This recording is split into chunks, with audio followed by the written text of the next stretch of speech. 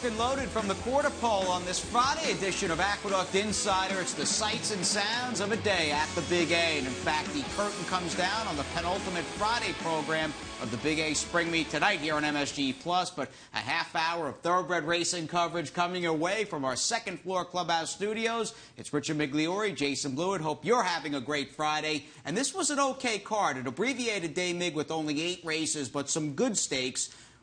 Which one is race number 2? That was the marquee race today. Yeah, it was a good race, a short but select field, and they put on a good show, exciting race, and a really nice allowance race with the comeback of a few horses, so we're going to get to all that good stuff. But the thing that we know that's in the books is at least the Rangers started off the playoffs the right way with a victory last night. Yeah, good stuff last night. I think the power play needs to be better going forward, and they'll have to be, I think, for 60 minutes a better team in game number 2. We'll see how they do tomorrow night at MSG. But we're on MSG+, and we'll see how the Islanders do tonight in game 2 versus the Caps. But we, of course, dive into our Friday headlines, and we preview once again Saturday's $1.5 million Grade 2 Charlestown Classic down at Charlestown Racecourse. Shared Belief, the nation's best horse. He's your big favorite, 2 to 5 on the morning line as Mig, he tries to ship in and go 3 turns. Yeah, and it looks like he shipped in and settled in well, all the reports I'm hearing. Obviously, he's talented. He's a very, very deserving big favorite, but I think he has some things to overcome. He's not a horse that seems to excel running around turns. He's going to have to deal with 3 turns and a horse named Moreno that has some speed, but there's another horse in there that could keep Moreno entertained, Rose of Warriors. So that's going to, I think, be the key to the race. If Moreno gets loose, he could possibly be an upsetter, but he may not get loose. 6:05 p.m. is post time for the Charlestown Classic. It will not be run late Saturday night. I'm going to the Ranger game and figured I'd be firing up my Naira Rewards at Naira.com and watching it on my iPhone. Don't have to do it. We'll maybe have the stretch run on the Saturday edition of Aqueduct Insider, but good to have Shared Belief. I'm sure they will roll out the red carpet for him as he comes into town for the Hall of Fame duo of Jerry Hollendorfer and Mike Smith. We move on to the 3-year-old picture, and the 3-year-old picture alive and well for Upstart, whose Kentucky Derby dreams are back in the fold because he had a big breeze this morning down at Palm Meadows for Rick Blewitt,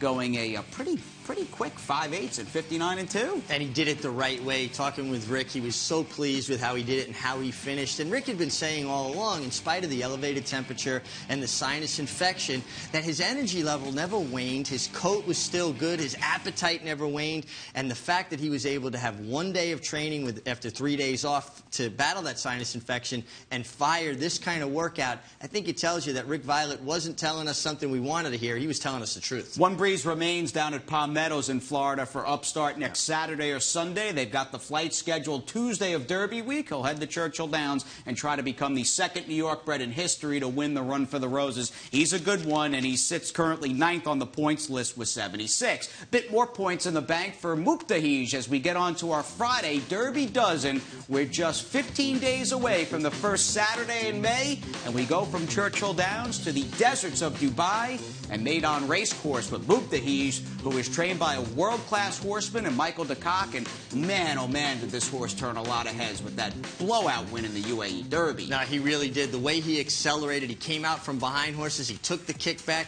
This horse has got such interesting form, and I kept coming up with different things that made me like him more. If you put a line through his first 2 turf races, which obviously he did not excel on turf, all of his dirt races are good. He's only beaten once by a head in the UAE Guineas, which was a grade 3.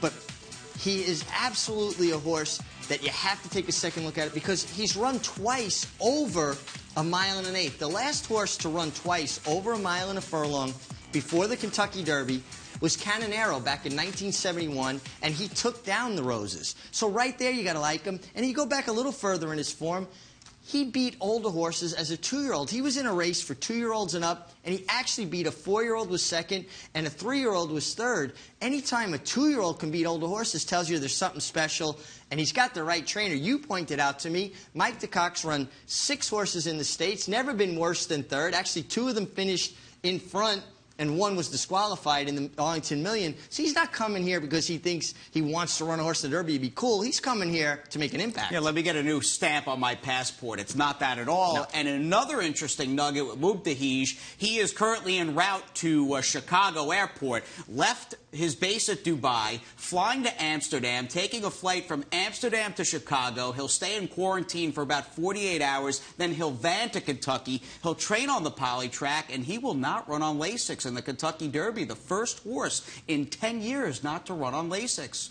on the first Saturday of May. I applaud that. The horse has excelled without Lasix. Why to go to put a horse on something they've never been on just because everybody else is? You want to talk about peer pressure? Well, Mike DeCock's so accomplished, he's not going to succumb to that peer pressure. He's doing what he believes is right for his horse. I applaud that. And this horse is logging more air miles in this trip than most people will in a lifetime. Grindstone, the last Derby winner back in '96 to run without Lasix. We'll see if Mubtahij is up for it. He catches a very good crop of American-based 3-year-olds. He will add flavor, though, in the build-up to the Kentucky Derby on May 2nd. We come home here to the Big A, race number 2. We talked about it at the top. It's your Friday stake. Just a field of 4. 2 for Clement, 1 for Shug, 1 for Jonathan Shepard, and 1 man named Larry Comas, who's up in the booth with the call. Chapesa Ava's alongside of Stellar Path, who's now taken hard in hand for the first part of the race here. Cushion is last and 4.5 lengths off of Tokyo Time, who will make the pace as expected here, and it appears to be an easy one. Tokyo Time into that first turn in front. Principessa Ava second on the outside. Stellar Path is third, and then comes Cushion, and they went 25 and 3 for the first quarter mile. So Tokyo Time with the lead as they head on to the backstretch. A little mild pressure here coming from Principessa Ava and Cornelio Velasquez, and they're a half length behind. It's 2 lengths more back to Stellar Path, and Cushion last of the 4 with 4 lengths to make up. Tokyo Time halfway up the backstretch here at the Big A, in front by a length and a half over Principessa Ava, completing a 50 and 2 half mile. Stellar Path in her U.S. debut sits third as they move for the turn, traveling well enough, 2 lengths off the lead, and then comes Cushion around the far turn. Tokyo Time and Manny Franco continue to lead the way a half a length. On the outside is Principessa Ava, and Stellar Path moves now and moves 3 wide as they come to the top of the stretch, and Cushion cuts the corner at the back of the field. Tokyo Time has given up the lead, and here's Stellar Path on the outside of Principessa Ava. Tokyo Time back to third on the inside. Cushion trying to get involved late. Stellar Path has the lead in the final furlong with Cushion coming.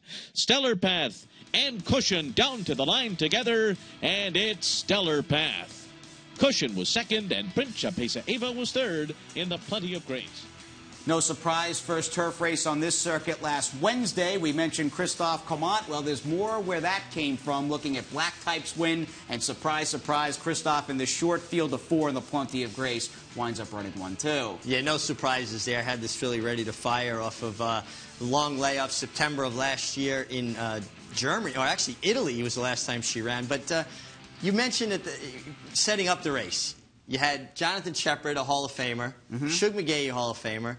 The race was won by Christophe Clement, who I believe will wind up being a Hall of Famer. Right. Well, he's already racked up tons of accolades, won his first Triple Crown race last June with Tonalist in the Belmont Stakes, and when it's all said and done, because he's not that old of a guy, he will have a very, very extensive and impressive resume. 1 stakes win after another. He's trained a couple of champions, and he may find himself indeed one day enshrined in the Hall of Fame. And he's just a great ambassador for the game. A guy, if you know him, you like him, and we love Christophe. We really do. Well, I think you said it right, a great ambassador for the game, and somebody that embraces that role as well. And you think back to last year after he won the Belmont Stakes with Tonalist, him coming up to our set on the 3rd floor and doing the show with us, I think that speaks volumes about who he was. He made the time because he knew it was the right thing to do for the industry. And we'll give Stellar Path quickly a little love. Very nice U.S. debut for her. I would imagine they think she's a grade 2 or maybe even grade 1 caliber filly. Maybe a race like the Longines Just a Game on Belmont Day could be on the horizon next. We shall see.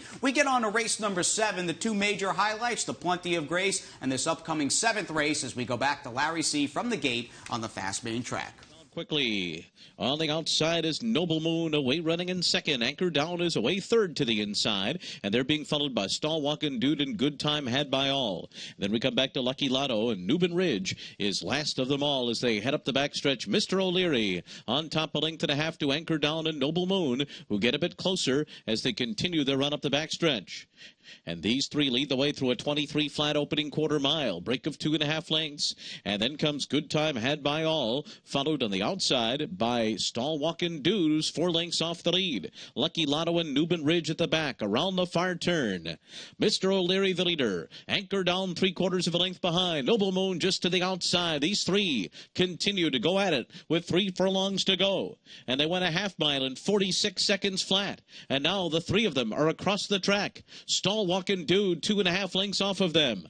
Good Time Had by All and Lucky Lotto, and they're coming to the top of the stretch. Noble Moon on the far outside, Anchor Down between. Mr. O'Leary along the rails. Stalwalkin' Dude comes to the outside of them, and then it's Lucky Lotto in 5th into the final furlong, and it's Noble Moon in front.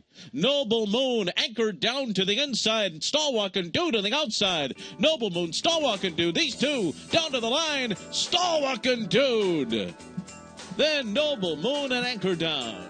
Oftentimes the result is anticlimactic. We had the build-up on last night's Insider. We talked about what an excellent race on paper the 7th was, and it lived up to the hype.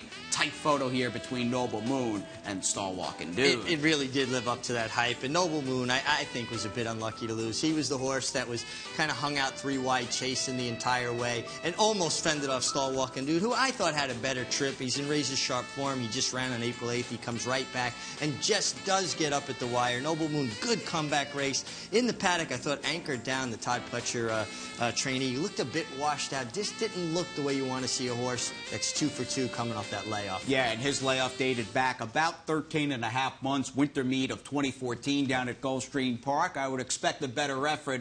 Second off the layoff from Anchor Down, the great colt by Tappet, who was 3rd best. But for Stalwalkin' Dude, we see David Jacobson do this time and time again. He's got the horse in a way as like the kid from the other side of the tracks, the one by City Place out of a Dare-and-Go mare who just has run all winter long at the Big A and took down some high-profile rivals today. But I think it underscores that you got to strike when the iron's hot. When a horse is sharp, you've got to run them. And he recognizes when his horse is in good form, and he maximizes that good form instead of sitting on them, waiting for them to fall out of form before you run them again. 2 wins in 9 days for Stalwalkin' Dude. He was a star in Sunday night's edition of Aqueduct Insider. Maybe we'll have him on this Sunday's show. For now, though, we take a little breather on MSG Plus. Sights and sounds. We love it. A day at the Big A. Stay tuned.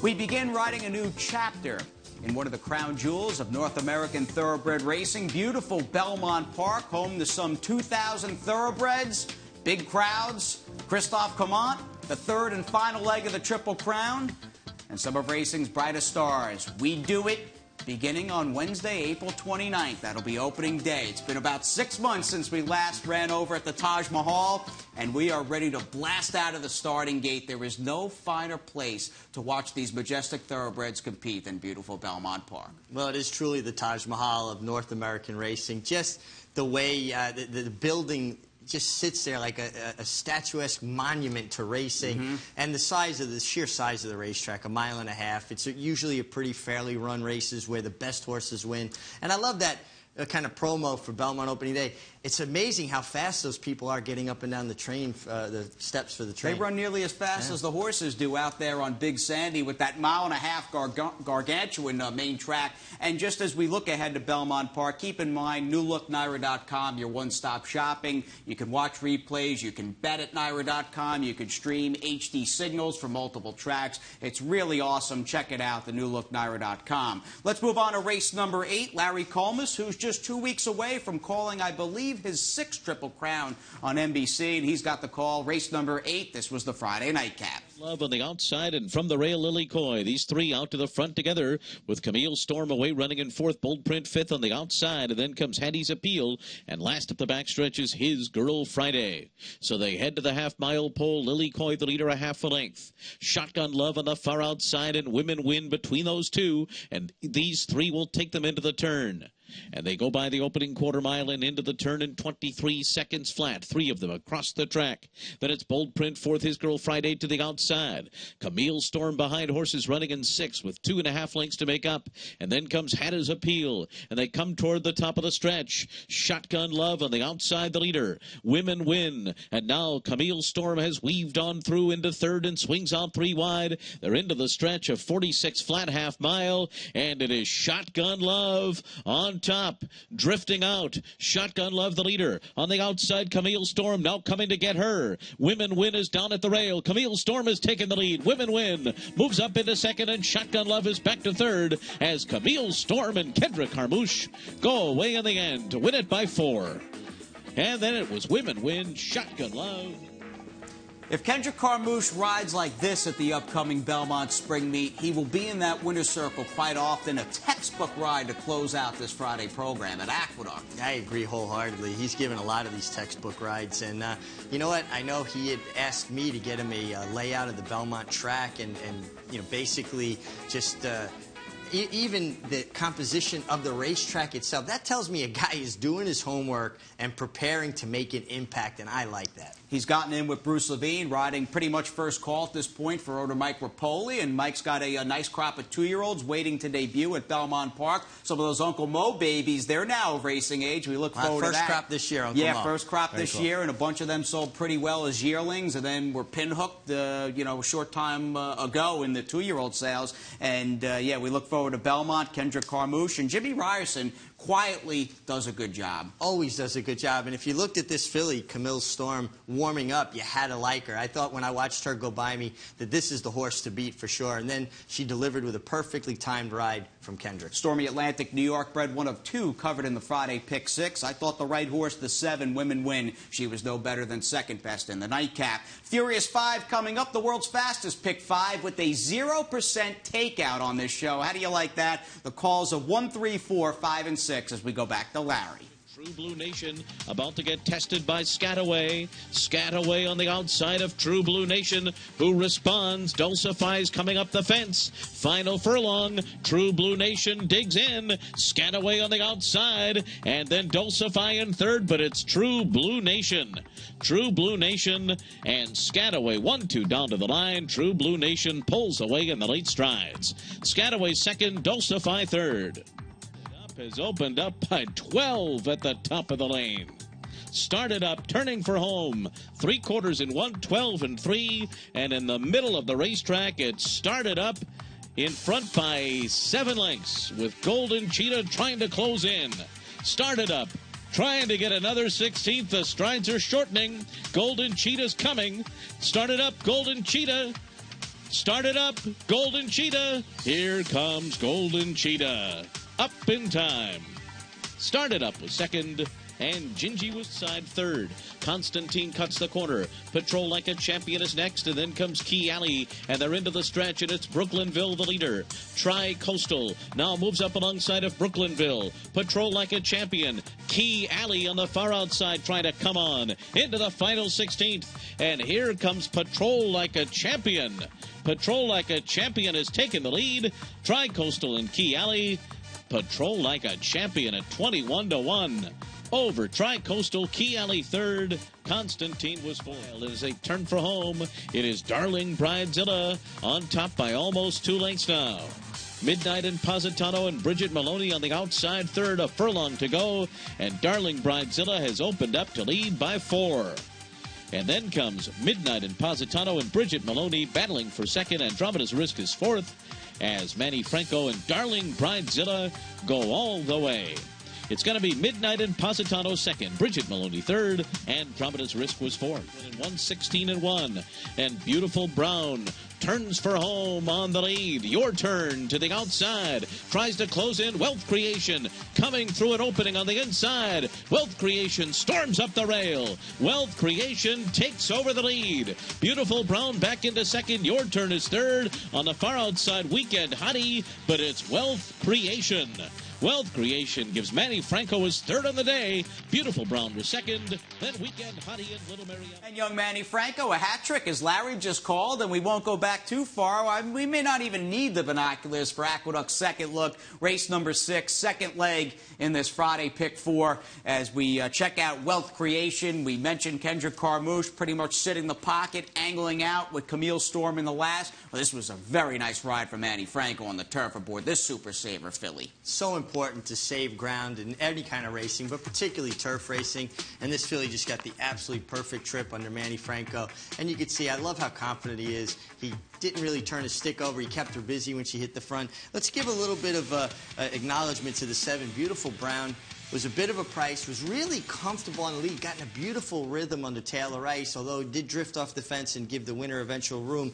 Beautiful Brown was a horse I think will be tough coming back, but great ride for Manny Franco. First start in her 3-year-old career, I should say, 3-year-old debut for her. She hadn't run 6 months or so as Linda Rice tries to gear up for a big weekend at Aqueduct. She, of course, has La Verdad as a big favorite in tomorrow's featured distaff, a race we'll have the preview for shortly on this show. Rider standings, Manny Franco, I think, though, with the second to last Friday down, he was the star of the card. Yeah, Manny Franco vaulted himself into a position to actually make a run for leading rider. He's had a bunch of seconds, but those horses are coming back and winning, and you can see his confidence level growing. Angel Cruz still on top of the standings. Spoke to him briefly about what it would mean to be leading rider. He said it would be a dream come true. You dream about it when you come to ride here, but you don't expect it to happen. Well, he's in a position to make it happen. And Linda Rice near the top of the trainer standings. In fact, second behind David Jacobson, who's got 9. Linda's got 6. Keir McLaughlin, Gary Contessa, Michelle Nevin.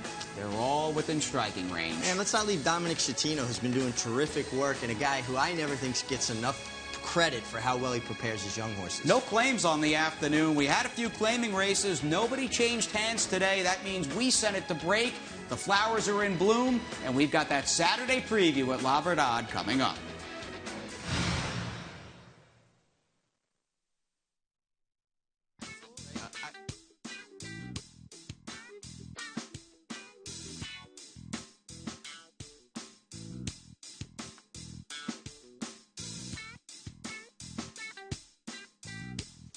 Tickets on sale, beautiful Belmont Park for the Belmont Stakes, 147, BelmontStakes.com, reserved clubhouse, reserved grandstand, and that third leg, the oldest leg and the longest leg of the Triple Crown, the 147th running on the Belmont Stakes. That will be a star-studded card on Saturday, June 6th over at the Big B, and a star-studded Saturday here at the Big A. In fact, only 2 Saturday programs remain, and we highlight and we put a big circle around that $250,000 minimum in the late pick 4. Yeah, a nice incentive for people to play. And, you know, when you're putting that kind of money up, I think people should make the effort and do their homework. I mean, it's like a big puzzle. I never handicap the way you guys do to pick winners. I always handicap how I could win the race as a jockey. But it's an interesting and intriguing thing to do. And that's a Saturday card that really picks up steam in the second half. And the second half, of course, is comprised in that late pick 4. As we get on to the featured second race, we get the feature out of the way early. That's really been sort of the trend over the last couple of cards. Just a field of 4. Disappointed in that.